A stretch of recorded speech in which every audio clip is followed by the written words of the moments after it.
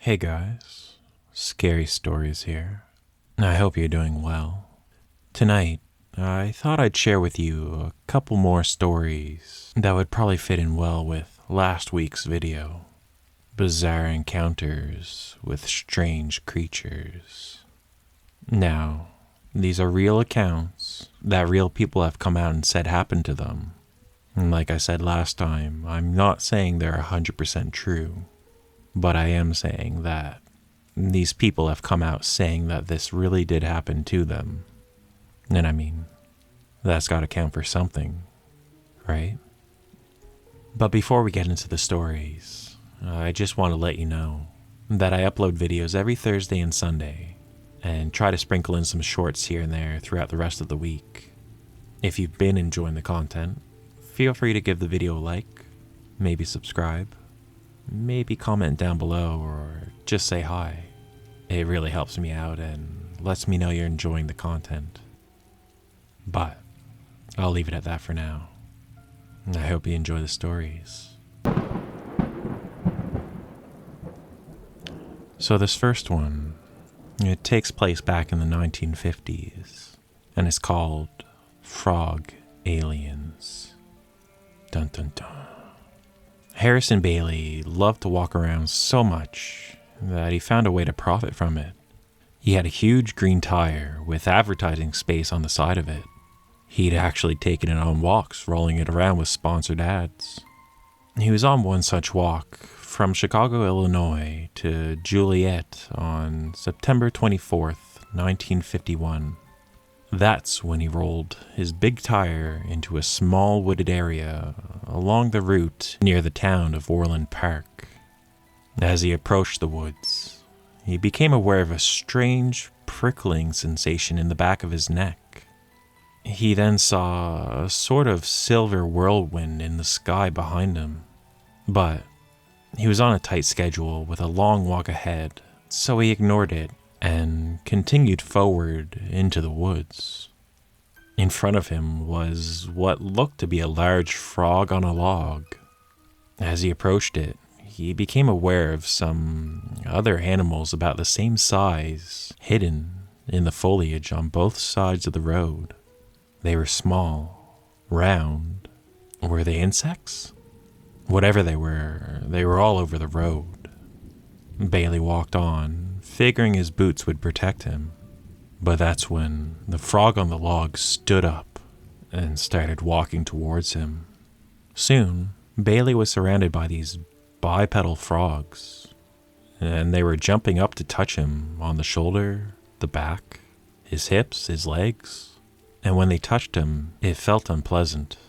He started to run, still rolling his wheel ahead of him and over the strange insects that covered the ground. Further along the road, Bailey ran across a large, rounded object that opened up to reveal two 5-foot-tall, human-like beings that were wearing helmets that obscured their faces. The next thing Bailey was aware of, he was lying on a bed of some sort, presumably inside the object, with two beings examining him, and somehow communicating to instruct him to tell the world about them. Even though they never really spoke to him. Telepathy, I guess. After this strange exam, Bailey was allowed to leave, even with his wheel. But, despite the beings asking him to tell the world about them, he immediately forgot about it. And nearly everything that happened to him that day. It was only about 25 years later, when hypnotic regression was used to try and recover what happened in those hours, that the strange series of events was first told to the world. Man, aliens are the worst, right? Imagine stepping on some of those bugs. You ever step on a June bug? Especially without shoes on and stuff, like it's crunchy. Anyways, sticking with the theme of frogmen, I thought this next one would be fitting. This one's about the Loveland Frogmen. In March 1972, in Loveland, Ohio, there was two separate sightings of a strange reptile-like creature that became known as the Loveland Frogman. Both sightings were made by Ohio police officers, and both took a lot of ridicule as a result. An hour after midnight, on March 3rd, 1972, Officer Ray Shockey was driving on Tightwee Road and says he saw what he thought was a dog on the side of the road. As Shockey pulled the car over, the creature stood up and looked directly at him, its eyes gleaming from the light of the car. Then, it leaped up over the guardrail and headed to Little Miami River. Shockey reported that it was around 1 meter tall, with a face like a frog or a lizard, and it appeared to have leathery skin. He returned to the scene a little while later with fellow officer Mark Matthews to investigate further. They found, quote, scrape marks on the embankment of the river, but no monster. 2 weeks later, Officer Matthews himself witnessed the creature while driving on the outskirts of Loveland.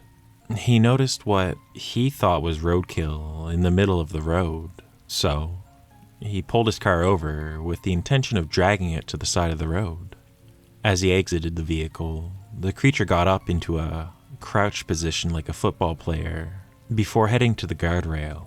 Matthews stated that the creature kept looking at him until it disappeared over the edge.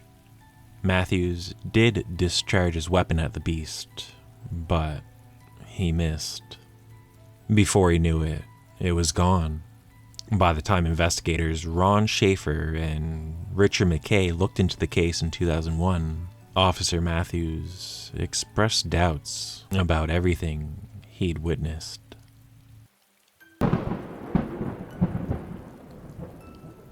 Expressed doubts, huh? Do you think he was just buying into the hype of the Loveland Frogman? Do you think it was a cover-up? Doubting his own experience? Either way, this last one I think will really freak you out. This one's about the Big Muddy Monster. The first documented sighting of the Big Muddy Monster was on June 25th, 1973, in Murfreesboro, Illinois. A couple parked in a car by the Riverside Park boat dock next to the woods got a big surprise when they heard a loud scream. A creature came out of the woods towards them on the driver's side of the car. They described it as a off-white color, and its fur appeared to be matted with river mud. It was about 7 feet tall and was walking upright on 2 legs. They were unable to see its face.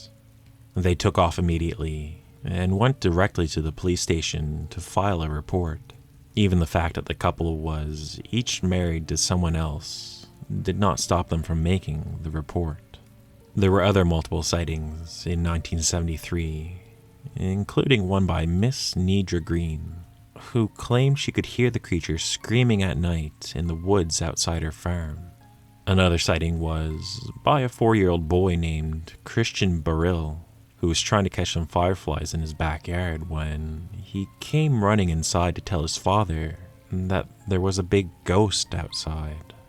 The local police chief took the report so seriously that he brought tracking dogs in to investigate.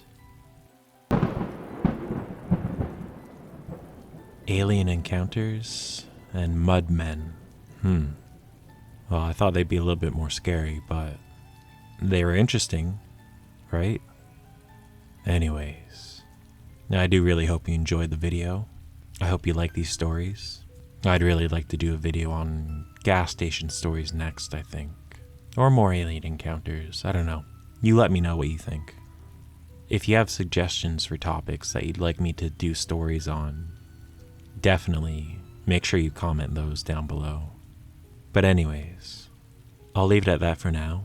I hope you're taking care of yourself, and I hope you're treating yourself well.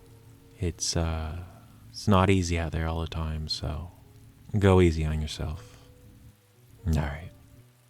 I'll see you in the next one. Bye for now.